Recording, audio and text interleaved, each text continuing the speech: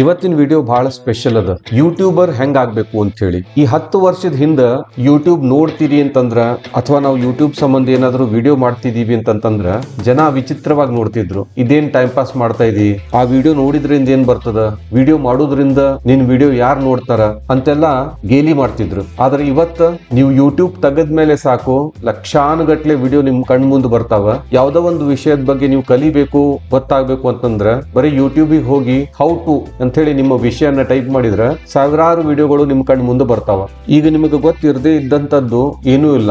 ಜಗತ್ತಿನಾಗ ಯಾವುದೇ ಮೂಲಿ ಒಳಗುನು ಏನ ಆದ್ರೂನು ನೀವು ಯೂಟ್ಯೂಬ್ ಮುಖಾಂತರ ತಿಳ್ಕೋಬಹುದು. ಕ್ರಿಕೆಟ್ ಮ್ಯಾಚ್ ನೋಡಬಹುದು, ಮಿಕ್ಸರ್ ಗ್ರೈಂಡರ್ ಹೆಂಗ್ ರಿಪೇರ್ ಮಾಡ್ಬೇಕು ಅನ್ನೋದು ಕಲಿಬಹುದು, ಮಷೀನ್ ಗಳು ಹೆಂಗ್ ವರ್ಕ್ ಆಗ್ತಾವಂತ ಅನ್ನೋದು ನೋಡಬಹುದು, ಪ್ಲಾನೆಟರಿ ಸಿಸ್ಟಮ್ ಹೆಂಗದ, ನಾಸಾ ಹೆಂಗ್ ವರ್ಕ್ ಮಾಡ್ತದ, ಮ್ಯೂಸಿಕ್ ಕಲಿಬಹುದು, ಕುಕಿಂಗ್ ಕಲಿಬಹುದು. ಹಿಂಗಾಗಿ ಒಂದಲ್ಲ ಎರಡಲ್ಲ ಸಾವಿರಾರು ವಿಷಯಗಳ ಮೇಲೆ ಯೂಟ್ಯೂಬ್ ವಿಡಿಯೋಗಳು ಇವತ್ತು ಬರ್ತಾವ. ಅದನ್ನ ಯಾರು ಮಾಡ್ತಾರಂತಂದ್ರ ಯೂಟ್ಯೂಬ್ ಕ್ರಿಯೇಟರ್ಸ್. ಈ ಕಂಟೆಂಟ್ ಕ್ರಿಯೇಷನ್ ಬಗ್ಗೆ ಭಾರತ ಸರ್ಕಾರನು ಒಂದು ಹೊಸ ಪಾಲಿಸಿ ಇತ್ತೀಚೆಗೆ ಮಾಡ್ಯದ. ಅದರೊಳಗ ಕ್ರಿಯೇಟರ್ ಎಕಾನಮಿ ಅನ್ನೋದನ್ನ ದೇಶದ ಬೆಳವಣಿಗೆಯ ಭಾಗ ಅಂತ ಹೇಳಿ ನೋಡ್ಲಾಗ್ತದ. ಡಿಜಿಟಲ್ ಕಂಟೆಂಟ್ ಕ್ರಿಯೇಷನ್ ಗೆ ಪ್ರೋತ್ಸಾಹ ಕೊಡ್ಲಾಗ್ತದ. ಸಾಕಷ್ಟು ಜನ ಯೂಟ್ಯೂಬ್ ಅನ್ನ ತಮ್ಮ ವೃತ್ತಿಯನ್ನ ಮಾಡ್ಕೊಂಡಾರ. ಇದ್ರೊಳಗ ಸಕ್ಸಸ್ ರೇಟ್ ಬಹಳ ಇಲ್ಲ ಅಂತಂದ್ರೂ ಸಾವಿರಕ್ಕೆ ಒಬ್ರು ಇಬ್ರು ಲಕ್ಷಾನ್ಗಟ್ಲೆ ಯಾಕ ಕೋಟ್ಯಾನ್ಗಟ್ಲೆ ತಿಂಗಳಿಗೆ ಗಳಿಸ್ತಿದಾರ ಅಂತ ಹೇಳಿದ್ರ ನೀವು ನಂಬ್ತೀರಿ? ನಂಬ್ಲಿಲ್ಲ ಅಂತಂದ್ರ ಯೂಟ್ಯೂಬ್ ಹೋಗ್ರಿ, ಜನ ಎಷ್ಟು ಗಳಿಸ್ತಾ ಇದಾರ ಅಂತ ಹೇಳಿ ಸರ್ಚ್ ಮಾಡ್ರಿ, ನಿಮ್ಗ ಗೊತ್ತಾಗ್ತದ. ಯಾವುದೇ ಕೆಲಸದಂಗ ನೀವು ಮನಸ್ಸುಗೊಟ್ಟು ಈ ವೃತ್ತಿ ಬಗ್ಗೆ ಪೂರ್ತಿ ಕಲ್ತ್ಕೊಂಡು ಒಳ್ಳೆ ಕಂಟೆಂಟ್ ಕ್ರಿಯೇಷನ್ ಮಾಡಿ ವಿಡಿಯೋಗಳನ್ನ ನೀವು ಯೂಟ್ಯೂಬ್ ಅಲ್ಲಿ ಹಾಕಿದ್ರ ನಿಮ್ಗೆ ದುಡ್ಡು ಬರೋದು ಗ್ಯಾರಂಟಿ. ನೀವು ನಮ್ಮ ವಿವಾದ ಚಾನೆಲ್ಗೆ ಹೊಸಬರಿದ್ರ ಸಬ್ಸ್ಕ್ರೈಬ್ ಮಾಡ್ರಿ. ಯಾಕಂದ್ರೆ ಇಲ್ಲಿ ಇಂಜಿನಿಯರಿಂಗು ಮೆಡಿಕಲ್ ಬಿಟ್ಟು ಅಲ್ಟರ್ನೇಟಿವ್ ಕರಿಯರ್ ಗಳ ಬಗ್ಗೆ ನಾವು ಮಾತಾಡ್ತೀವಿ. ಹಿಂದಿನ ಜಗತ್ನಾಗ ಎಂಟರ್ಟೈನ್ಮೆಂಟ್ ಅಂತಂದ್ರ ನೀವು ಮೂವಿ ಥಿಯೇಟರ್ ಹೋಗಿ ಮೂವಿ ನೋಡೋದಿತ್ತು, ಅಥವಾ ಟಿವಿ ಚಾನೆಲ್ ಒಳಗ ಬೇರೆ ಬೇರೆ ಪ್ರೋಗ್ರಾಮ್ಸ್ ಅನ್ನ ನೋಡ್ತಿದ್ರಿ, ನ್ಯೂಸ್ ಪೇಪರ್ ಇತ್ತು. ಆದ್ರೆ ಸ್ಮಾರ್ಟ್ ಫೋನ್ ಬಂದ ಮೇಲೆ ಮಂದಿ ತಮ್ಮ ಸ್ಕ್ರೀನ್ ಮುಂದಿಂದ ಕಣ್ಣು ತೆಗೆಯುವುದಿಲ್ಲ. ಯಾಕಂತ ಹೇಳಿದ್ರ ಫೇಸ್ಬುಕ್, ಇನ್ಸ್ಟಾಗ್ರಾಮು, ಯೂಟ್ಯೂಬ್ ಇಂಥ ಹಲವಾರು ಸೋಷಿಯಲ್ ಮೀಡಿಯಾ ರೀಲ್ಸ್ ಗಳು ಒಂದಾದ್ಮೇಲೆ ಒಂದು ಕಂಟಿನ್ಯೂಸ್ ಆಗಿ ಬರ್ತಾನೆ ಇರ್ತಾವ. ಸಾಕಷ್ಟು ಹುಡುಗರು ಇದಕ್ಕ ಅಡಿಕ್ಟ್ ಆಗಿ ತಾವು ಅಭ್ಯಾಸ ಮಾಡ್ಲಾರ್ದನ ತಮ್ಮ ಜೀವನಾನ ಹಾಳು ಮಾಡ್ಕೊಂಡಿದ್ದೂ ಅದ. ಆದ್ರೆ ಇನ್ನು ಕೆಲವರು ಇದನ್ನ ಆಧಾರವಾಗಿಟ್ಟುಕೊಂಡು ಬರೀ ಕನ್ಸಂಪ್ಷನ್ ಅಂದ್ರ ನೋಡುವುದಲ್ಲ, ವಿಡಿಯೋ ಮಾಡುವುದು ಅಂತ ಹೇಳಿ ಅದಕ್ಕ ಕೈಕಟ್ಟಿ ನಿಂತು ಲಕ್ಷಾನುಗಟ್ಲೆ ದುಡ್ಡನ್ನು ಗಳಿಸ್ತಿದ್ದಾರೆ. ಒಬ್ಬ ವ್ಯಕ್ತಿ ಕಡೆ ಸ್ಮಾರ್ಟ್ ಫೋನ್ ಇದ್ರ 10 ಲಕ್ಷ ಜನರಿಗೆ ತಲುಪಬಹುದು. ಇದು ಟೆಂಪರರಿ ಟ್ರೆಂಡ್ ಅಲ್ಲ, ಇದೊಂದು ದೊಡ್ಡ ಬದಲಾವಣೆ. ಜಗತ್ತು ಬದಲಾಗ್ತಾ ಇದೆ. ನಾವು ಮೊದ್ಲು ಕಂಪನಿಗೆ ಜಾಬ್ ಅಪ್ಲೈ ಮಾಡ್ತಿದ್ವಿ, ಈಗ ನಾವ ಸೋಲೋಪ್ರೆನರ್ ಆಗಿ ಒಂದು ಮೊಬೈಲ್ ಸಾಕ್ ನಮಗ, ಆ ಮೊಬೈಲ್ ಇಂದ ಒಂದು ಡಿಜಿಟಲ್ ಅಸೆಟ್, ಡಿಜಿಟಲ್ ಬಿಸ್ನೆಸ್ ಕಟ್ಕೋಬಹುದು ಅನ್ನೋ ಅವಕಾಶಗಳು ನಮ್ಮ ಮುಂದವ. ಅಷ್ಟಕ್ಕೂ ಈ ಯೂಟ್ಯೂಬ್ ನಾಗ ಹೆಂಗ ದುಡ್ಡು ಗಳಿಸಬಹುದು ನಿಮ್ಗ ಬೇಸಿಕ್ಸ್ ಗೊತ್ತಿಲ್ಲ ಅಂತಂದ್ರ ಸಂಕ್ಷಿಪ್ತವಾಗಿ ಹೇಳ್ತೀನಿ. ನೀವು ಯಾವ್ದೋ ಒಂದು ವಿಷಯದ ಬಗ್ಗೆ ವಿಡಿಯೋ ಮಾಡ್ತೀರಿ. ಉದಾಹರಣೆಗೆ ನಿಮ್ ಊರೊಳಗಿನ ದೇವಸ್ಥಾನಗಳನ್ನ ತೋರಿಸ್ತೀರಿ, ಅಥವಾ ನಿಮ್ ಊರೊಳಗಿನ ರೆಸ್ಟೋರೆಂಟ್ ಗಳನ್ನ ತೋರಿಸ್ತೀರಿ, ಇಲ್ಲ ಸ್ವತಃ ನೀವ ಅಡಿಗೆ ಮಾಡೋದನ್ನ ತೋರಿಸ್ತೀರಿ. ಹಿಂಗ ಬೇರೆ ಬೇರೆ ನಿಮ್ಮ ಇಂಟ್ರೆಸ್ಟ್ ತಕ್ಕಂಗ ನೀವು ವಿಡಿಯೋಗಳನ್ನ ಮಾಡಿ ಯೂಟ್ಯೂಬ್ ಒಳಗೆ ಹಾಕಿದ್ರ ಸಾವಿರಾರು ಲಕ್ಷಾಂತರ ಜನ ಆ ವಿಡಿಯೋಗಳನ್ನ ನೋಡ್ತಾರ. ಆ ವಿಡಿಯೋ ನೋಡ್ಬೇಕಾದ್ರ ನಡು ಕೆಲವೊಂದು ಅಡ್ವರ್ಟೈಸ್ಮೆಂಟ್ಸ್ ಬರ್ತಿರ್ತಾವ. ಯೂಟ್ಯೂಬ್ ಆ ಕಂಪನಿಗಳಿಗೆ ಚಾರ್ಜ್ ಮಾಡ್ತದ. ಅದರಿಂದ ಬಂದ ದುಡ್ಡು ಏನದ ಅದರೊಳಗ 55% 55% ನಿಮಗ ಅಂದ್ರೆ ವಿಡಿಯೋ ಯಾರು ಕ್ರಿಯೇಟ್ ಮಾಡ್ಯಾರಲ್ಲ ಅವ್ರಿಗೆ ಕೊಡ್ತದ, 45% ತಾನ್ ಇಟ್ಕೊಳ್ತದ. ಸೊ ಇದಕ್ಕೆ ಆಡ್ ಸೆನ್ಸ್ ಅಂತ ಹೇಳ್ತಾರ. ಈ ರೀತಿ ಯೂಟ್ಯೂಬ್ ವಿಡಿಯೋ ಮಾಡಿ ದುಡ್ಡು ಗಳಿಸಬಹುದು. ಮೊದ್ಲ ಬರೇ ಆಡ್ ಸೆನ್ಸ್ ಇಂದ ದುಡ್ಡು ಬರ್ತಿತ್ತು, ಆದ್ರ ಈಗ ದುಡ್ಡು ಗಳಿಸೋ ಆಪ್ಷನ್ ಗಳು ಜಾಸ್ತಿ ಆಗ್ಯಾವ. ಅದ ಹೆಂಗಂದ್ರ ನೀವು ನಿಮ್ ಚಾನೆಲ್ ಅನ್ನ ಮೆಂಬರ್ಶಿಪ್ ಗೆ ಓಪನ್ ಮಾಡಬಹುದು. ಜನ ದುಡ್ಡು ಕೊಟ್ಟು ನಿಮ್ಮ ಚಾನೆಲ್ ಮೆಂಬರ್ ಆಗಬಹುದು, ಬ್ರಾಂಡ್ ಡೀಲ್ಸ್ ಮಾಡ್ಕೋಬಹುದು. ಸಾಕಷ್ಟು ಜನ ನಿಮ್ಮ ವಿಡಿಯೋಗಳನ್ನ ನೋಡ್ತಾ ಇದಾರಂತಾದ್ರ ಕಂಪನಿಗಳು ತಾವಾಗಿನ ನಿಮ್ಮನ್ನ ಅಪ್ರೋಚ್ ಮಾಡ್ತಾವ, ದುಡ್ಡು ಕೊಡ್ತಾವ ಅವ್ರ ಬಗ್ಗೆ ಮಾತಾಡ್ಲಿಕ್ಕೆ. ಆ ಮುಖಾಂತರ ನೀವು ದುಡ್ಡು ಗಳಿಸಬಹುದು. ಅಫಿಲಿಯೇಟ್ ಮಾರ್ಕೆಟಿಂಗ್ ಮಾಡಬಹುದು. ಅಂದ್ರ ಯಾವ್ದೋ ಒಂದು ಬೇರೆ ಕಂಪನಿ ಪ್ರಾಡಕ್ಟ್ ನ ಲಿಂಕ್ ಅನ್ನ ನೀವು ನಿಮ್ ಯೂಟ್ಯೂಬ್ ಒಳಗೆ ಹಾಕಿದ್ರ ಜನ ಖರೀದಿ ಮಾಡಿದ್ರ ನಿಮಗ ಕಮಿಷನ್ ಸಿಗ್ತದ. ಡಿಜಿಟಲ್ ಪ್ರಾಡಕ್ಟ್ಸ್ ಅಥವಾ ಆನ್ಲೈನ್ ಕೋರ್ಸಸ್ ಗಳನ್ನ ಮಾಡಿ ನೀವು ಸೇಲ್ ಮಾಡಬಹುದು, ಅದರಿಂದನೂ ದುಡ್ಡು ಗಳಿಸಬಹುದು. ಕನ್ಸಲ್ಟಿಂಗ್ ಮಾಡಬಹುದು.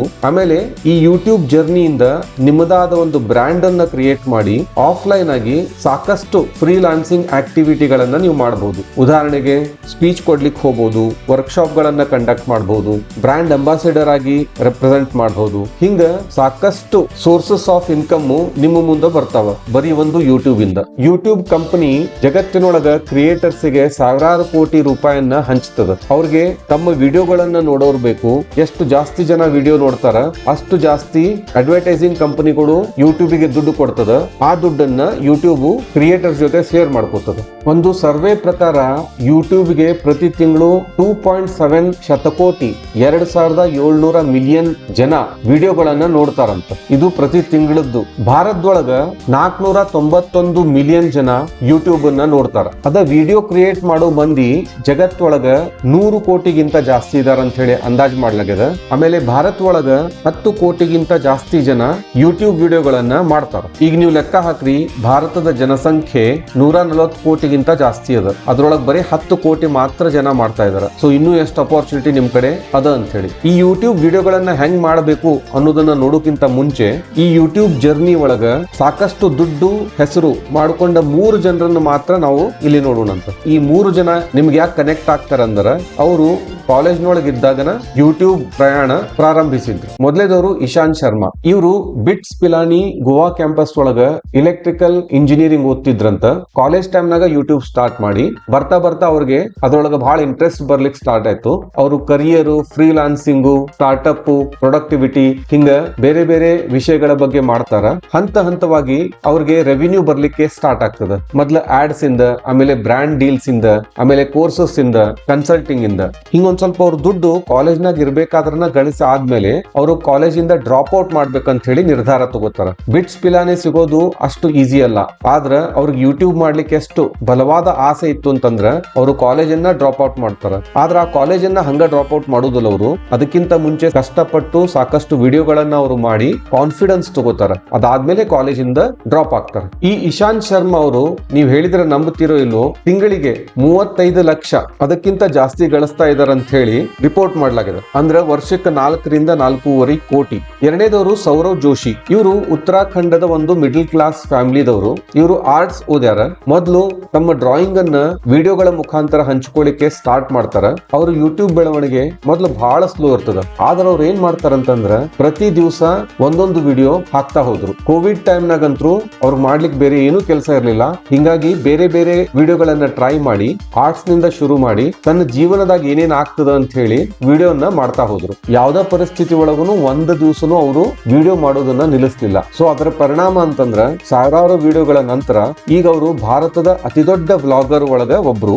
ಇವ್ರು ಗಳಿಸೋದು 80 ಲಕ್ಷದಿಂದ 1 ಕೋಟಿ ವರ್ಷಕ್ಕಲ್ಲ ತಿಂಗಳಕ್ಕ ಲೆಕ್ಕ ಹಾಕಿ. ಸೊ ಇವರಿಂದ ನಾವು ಕಲಿಬೇಕಿರೋ ಪಾಠ ಅಂದ್ರ ಅವ್ರೇನ್ ಒಂದು ವೈರಲ್ ವಿಡಿಯೋ ಮಾಡಿ ಫೇಮಸ್ ಆದವರಲ್ಲ. ಸಾವಿರಾರು ಡಿಸಿಪ್ಲಿನ್ಡ್ ವಿಡಿಯೋ ಪ್ರತಿ ದಿವಸ ಹಾಕಿ ಅದ್ರೊಳಗ ಯಶಸ್ವಿ ಆದ್ರು. ಕನ್ಸಿಸ್ಟೆನ್ಸಿ, ಸ್ಟೆಬಿಲಿಟಿ ಕೊಡ್ತದ.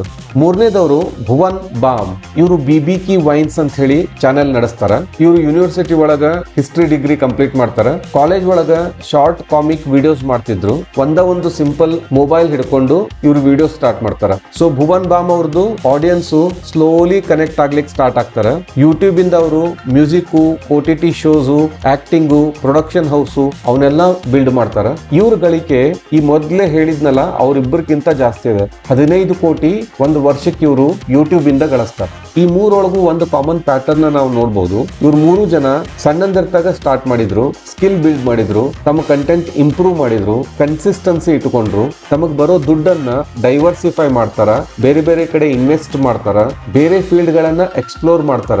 ಅದಾದ್ಮೇಲೆ ಫುಲ್ ಟೈಮ್ ಕಂಟೆಂಟ್ ಕ್ರಿಯೇಷನ್ ಗೆ ಬರ್ತಾರ. ನೀವು ನಿಮ್ ಕಡೆ ವಿಡಿಯೋ ಮಾಡೋ ಸ್ಕಿಲ್ ಅದ ಅಂತ ಹೇಳಿದ್ರೆ ನೀವು ಬರೀ ಇಂಗ್ಲಿಷ್ ಒಳಗ ಮಾತಾಡಬೇಕು, ಹಿಂದಿ ಒಳಗ ಮಾತಾಡಬೇಕು ಅಂತಲ್ಲ, ನಿಮ್ಮ ಮಾತೃಭಾಷೆ ಒಳಗನ ಮಾತಾಡಬಹುದು. ಫಾರ್ ಎಕ್ಸಾಂಪಲ್ ಕನ್ನಡ ಒಳಗೂ ಮಾತಾಡಬಹುದು, ಅಥವಾ ನಿಮ್ಮ ಮಾತೃಭಾಷೆ ಬೇರೆ ಏನಾದ್ರೂ ಇತ್ತು ಅದ್ರೊಳಗ ನೀವು ಜಾಸ್ತಿ ಫ್ಲೂಯೆಂಟ್ ಇದೀರಿ ಅಂದ್ರ ಅದ್ರೊಳಗನ ಕ್ರಿಯೇಟ್ ಮಾಡಬಹುದು. ಎಷ್ಟು ಸ್ಪೆಸಿಫಿಕ್ ಆಗಿ ನಿಮ್ಮ ಆಡಿಯನ್ಸ್ ಗ್ರೂಪ್ ಇರ್ತದ ಅಷ್ಟು ಲಾಯಲ್ಟಿ ಜಾಸ್ತಿ ಆಗ್ತದೆ. ನೀವೇನಾದ್ರೂ ಯೂಟ್ಯೂಬ್ ಸ್ಟಾರ್ಟ್ ಮಾಡ್ತೀರಿ ಅಂತಂದ್ರ ಈ ಸ್ಟೆಪ್ ಬೈ ಸ್ಟೆಪ್ ಪ್ರೊಸೆಸ್ ಅನ್ನ ನೋಡ್ರಿ. ಮೊದಲೇದು ಡೈರೆಕ್ಷನ್ ಚೂಸ್ ಮಾಡ್ರಿ. ಡೈರೆಕ್ಷನ್ ಅಂತ ಹೇಳಿದ್ರೆ ನೀವು ಯಾವ ಪ್ರಾಬ್ಲಮ್ ಅನ್ನ ಸಾಲ್ವ್ ಮಾಡಬಹುದು. ನಿಮ್ಮ ಅಕ್ಕಪಕ್ಕದೊಳಗ ಏನಾದ್ರೂ ಒಂದು ಪ್ರಾಬ್ಲಮ್ ಇತ್ತು ಅಂತಂದ್ರ ಅದ್ರ ಬಗ್ಗೆ ನೀವು ಮಾತಾಡಬಹುದು. ಇಲ್ಲ ಒಂದೇನಾದ್ರೂ ವಿಶಿಷ್ಟವಾಗಿ ನಡೀತಾ ಇತ್ತು ಅಂತಂದ್ರ, ಯಾರೋ ಒಬ್ರು ಬಹಳ ಚಲೋ ಅಡಿಗೆ ಮಾಡ್ತಾರಂತಂದ್ರ, ಇಲ್ಲ ನಿಮ್ಮ ಹತ್ರನೇ ಏನಾದ್ರೂ ಒಂದು ಸ್ಕಿಲ್ ಇತ್ತು ಅಂತಂದ್ರ, ನೀವು ಹಾಡ್ತೀರಿ, ಮ್ಯೂಸಿಕ್ ಇನ್ಸ್ಟ್ರೂಮೆಂಟ್ ನುಡಿಸ್ತೀರಿ, ಯಾವ್ದೋ ಒಂದು ಆಟ ಚೆನ್ನಾಗಿ ಆಡ್ತೀರಿ, ನಿಮ್ಮ ಊರಿನ ಅಕ್ಕಪಕ್ಕದೊಳಗ ಹಿಸ್ಟಾರಿಕಲ್ ಪ್ಲೇಸಸ್ ಅವ, ಇಂಥದ್ರೊಳಗ ಯಾವ್ದಾದ್ರು ಒಂದು ಸಬ್ಜೆಕ್ಟ್ ಅನ್ನ ನೀವು ಆರಿಸಿಕೊಂಡು ಆ ಸಬ್ಜೆಕ್ಟ್ ನಿಮ್ಗೆ ಇಷ್ಟದ್ದು ಇರಬೇಕು,